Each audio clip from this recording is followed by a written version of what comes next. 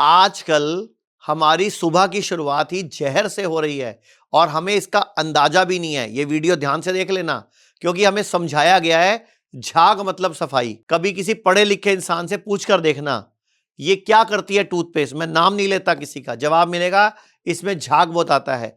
अरे भैया, अगर झाग की क्वालिटी है तो कल से शैम्पू रगड़ लेना दांतों पर, झाग की झील बन जाएगी। या फिर डिटर्जेंट पाउडर लगा लेना दांतों पर, झाग इतना उठेगा कि दांत क्या आपको खुद भी दिखाई नहीं देगा। समस्या यहीं से शुरू हुई है। हमारी समझ को छीन लिया गया है।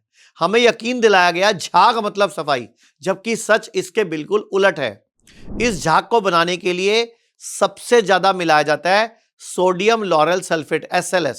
वही SLS जिसे कई देशों ने कैंसर, त्वचा रोग, हार्मोनल गड़बड़ी और सेल्स डैमेज करने की क्षमता के कारण बैन कर दिया है। और हम दिन में 2-2 बार इसे अपने मुंह की झिल्ली पर रगड़ते हैं, और वो जगह जहां से केमिकल सबसे ज्यादा तेजी से अब्सॉर्ब होते हैं, मुंह के अंदर, जीभ के नीचे से। मतलब हम अपनी बॉडी में कैंसर या हार्ट प्रॉब्लम या कोई बड़ी बीमारी डाल रहे हैं। मतलब साफ है, दांत साफ हो रहे हैं कि नहीं हो रहे, कोशिकाएं जल रही हैं, बॉडी में इंफ्लामेशन हो रहा है, बॉडी में फ्री रेडिकल ज्यादा बनेंगे, टॉक्सिन ज्यादा आएंगे। लेकिन कहानी यहीं खत्म नहीं हो रही है। टूथपेस्ट में ऐसे और भी बहुत सारे जहर छुपे हैं जिनके नाम सुनकर ही कंपन आ जाए, जैसे सोडियम बेंजोएट।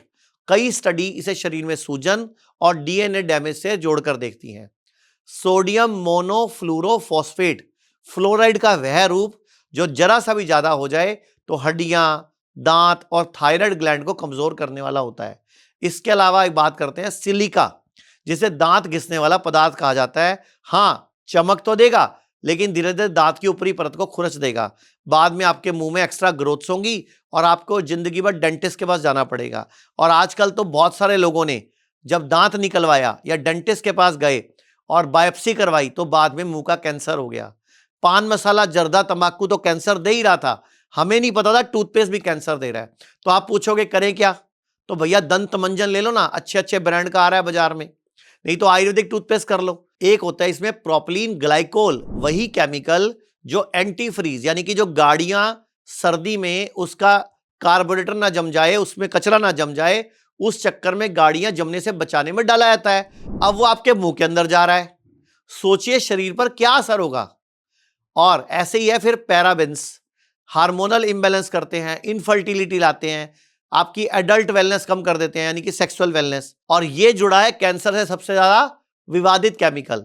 तो अब सोचिए, सुबह सुबह आपने ब्रश नहीं किया, अपने मुंह में 5 से 6 तरह का जहर डाल दिया।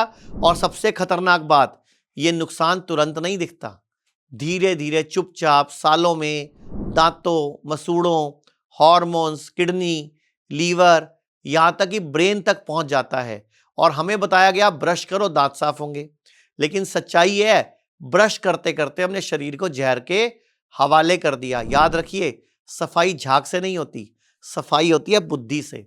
और जब बुद्धि जाग जाए तो इंसान खुद समझ जाता है कि प्रकृति के पास हर समस्या का समाधान है, बिना झाग, बिना केमिकल, बिना जहर के।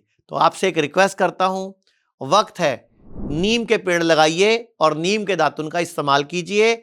छोटी इलायची और मुलट्ठी को सुबह शाम चबाइए और दांतों की बीमारियां, मुंह के रोग, मुंह के कैंसर से बचिए। लोग कहते हैं आयुर्वेद गंभीर बीमारियों का इलाज नहीं कर सकता, लेकिन अगर पूरे भारत में कोई गंभीर बीमारी से परेशान है तो आयुर्वेद को ट्राई करने तो आ सकते हो ना, पंचकर्मा करा सकते हो, नुकसान तो कुछ होगा नहीं, लेकिन बॉडी हील कर गई तो जिंदगी आपकी बन जाएगी। और सभी प्रकार के हेल्थ इंश्योरेंस हमारे 120 सेंटरों पर चलते हैं।